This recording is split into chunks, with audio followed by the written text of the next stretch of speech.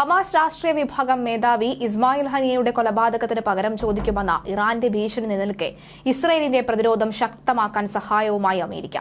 ഇറാന്റെയും അവർ പിന്തുണയ്ക്കുന്ന സായുധ സംഘങ്ങളുടെയും ആക്രമണങ്ങളിൽ നിന്ന് ഇസ്രയേലിനെ സംരക്ഷിച്ചു നിർത്താൻ പശ്ചിമേഷ്യയിലേക്ക് കൂടുതൽ യുദ്ധക്കപ്പലുകളും യുദ്ധവിമാനങ്ങളും വിന്യസിക്കാനാണ് അമേരിക്കയുടെ പദ്ധതി. ഇസ്മായിൽ ഹനിയയെ തങ്ങളുടെ രാജ്യത്ത് വെച്ച് കൊലപ്പെടുത്തിയ പശ്ചാത്തലത്തിലാണ് ഇസ്രയേലിനെതിരെ ഇറാൻ രംഗത്തു വന്നത്.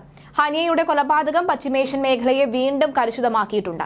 ഇറാന്റെ അതിഥിയായി രാജ്യത്ത് കഴിയവെയായിരുന്നു ഹമാസ് നേതാവ് ആക്രമിക്കപ്പെട്ടത് എന്നത് സംഭവത്തിന്റെ വ്യാപ്തി വീണ്ടും വർദ്ധിപ്പിക്കുന്നു.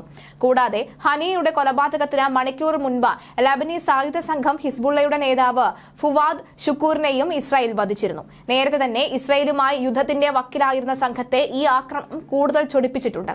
ഡ്രോണുകളും മിസൈലുകളും ഉപയോഗിച്ച് ഏപ്രിൽ 13-ന് ഇറാൻ ഇസ്രായേൽ നടത്തിയ ആക്രമണത്തിന് മുന്നോടിയായി തന്നെ ഈ പ്രദേശത്തെ സൈനിക വിന്യാസം അമേരിക്ക ശക്തമാക്കിയിരുന്നു. എന്നാൽ ലബനനിലെ ഹിസ്ബുള്ളയിൽ നിന്നുള്ള ഭീഷണി, ഡ്രോണുകളും മിസൈലുകളും തടയാനുള്ള അമേരിക്കയുടെ ഏതൊരു ശ്രമത്തിനും സവിശേഷമായ വെല്ലുവിളികൾ സൃഷ്ടിക്കുമെന്നാണ് വിലയിരുത്തൽ. ഇസ്രയേലുമായി അതിർത്തി പങ്കിടുന്നതും അവരുടെ വിശാലമായ ആയുധ ശേഖരവുമാണ് അമേരിക്കയ്ക്ക് തിരിച്ചടിയാകുന്നത്.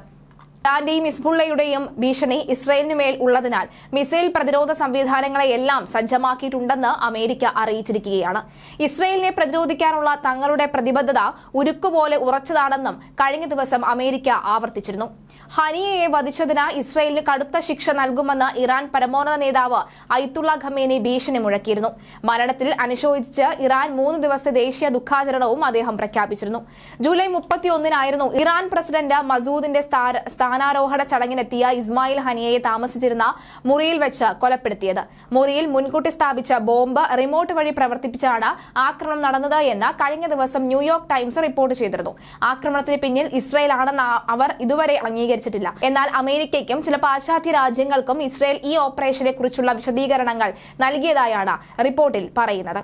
അതേസമയം ഇറാന്റെയും സഖ്യകക്ഷികളായ ഹമാസിനെയും ഹിസ്ബുള്ളയുടെയും ഭീഷണിയെ തുടർന്നാണ് വാഷിംഗ്ടൺ പ്രതിരോധം ശക്തിപ്പെടുത്താൻ ശ്രമിക്കുന്നതിനിടെ US സൈന്യം മിഡിൽ ഈസ്റ്റിൽ അധിക യുദ്ധവിമാനങ്ങളും നാവികസേനയുടെ യുദ്ധക്കപ്പലുകളും വിന്യസിച്ചത്.